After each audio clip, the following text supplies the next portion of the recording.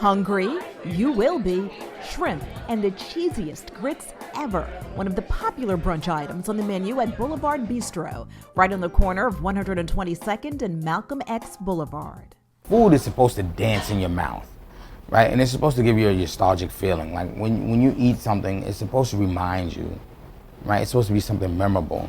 And it's supposed to be that feeling that you're like, wow, I can't get enough. I'm full, but I just can't get enough.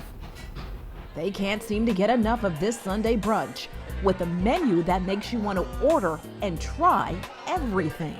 It's great. Between the shrimp and grits are phenomenal. People love it. I have a biscuit sandwich, so I take my biscuit with the soft scrambled eggs, cheddar cheese, and either a choice of the chicken apple sausage or the apple smoked bacon on the sandwich.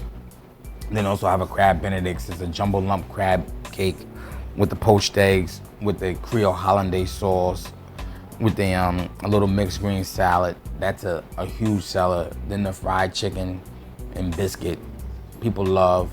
Then my blueberry pancakes with the filled with fresh blueberries, topped with the fresh blueberry compote with the creme fraiche on top. And those I make with white lily flour also too. Not everything is made from scratch here. The brioche French toast with the bananas. Then I have a banana pecan pancake with the maple butter that people just... Chef Swepson can go on and on about his food. Food is his life, and he has been cooking for practically all of his life. So I started cooking very early on, and food was always something that mesmerized me. And I started cooking when I was 5. It really started as a baby, really. He would watch his grandma cook.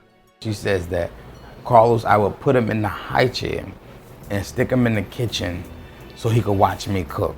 His authentic lesson in Southern cooking came from his grandmother and his mother, whom he describes as a cross between B. Smith and Martha Stewart.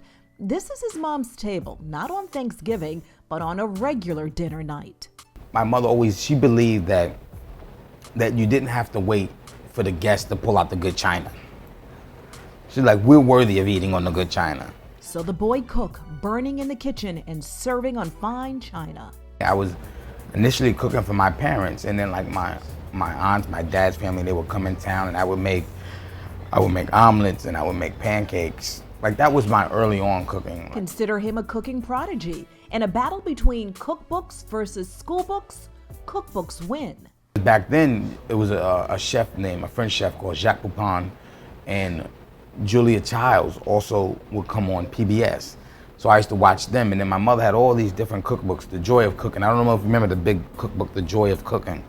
So she had all these different cookbooks, so I started reading these recipes, and for someone that wasn't brilliant book-wise, right, I got recipes, like I understood them. Swepson carried that passion all the way to culinary school.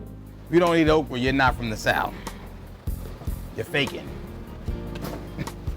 He is definitely from the South, from Natchez, Mississippi. And after working in other people's restaurants, his wife saw an available space that turned out to be the perfect spot in Harlem.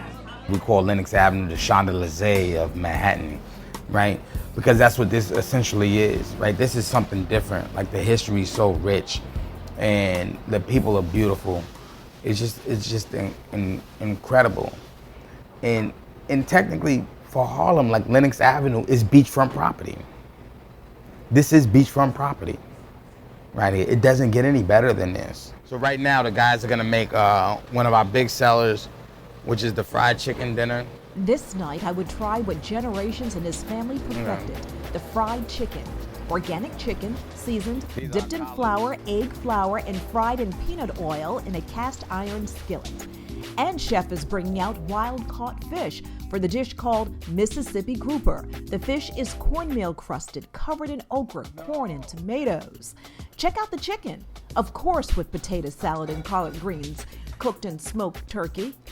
Oh, I nearly forgot. Everyone who steps in BLVD Bistro gets these biscuits, which must be smothered in this specially made butter topping. And I made my biscuits with white lily flour, and then I have a Steen's cane syrup butter, right? Steen's cane syrup is I get it actually from Louisiana. No one sells it in this area. You can't buy it here. So I have it FedExed in. And the white lily flower is not sold here either. I have a purveyor that's able to get it for me. These are heaven. Delicious. Everything here just like Mama used to make. Boulevard, bringing all the memory food we grew up with right back here to Harlem. This is American food, which is soul driven, which is part of the American culture. And just when I thought I could not eat another bite, here comes Chef Swepson with dessert, named after his mother and grandmother. Mamie's German chocolate cake, served with coconut almond joy ice cream. I do an apple cobbler. I do a banana bread pudding cobbler as well. Boulevard Bistro also serves cheesecakes by Nicole Caldwell. And while he's cooking, his sister Joy mixes. What can be more Southern than sweet tea, but with a twist? Okay, so the drink that I'm gonna make now is a spiked sweet tea, which is our signature drink here at Boulevard Bistro.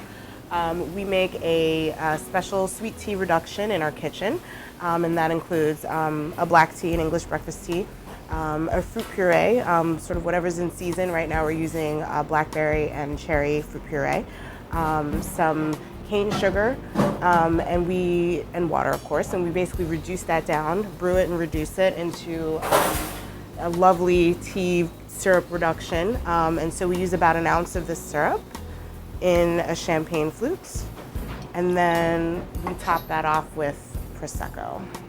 We took the classic Southern sweet tea and made it a little bit more elegant and kicked it up a notch. For him, it is business and personal. His food passion extends to starting a program to teach Harlem kids the art of fine dining and nurturing the next child chef.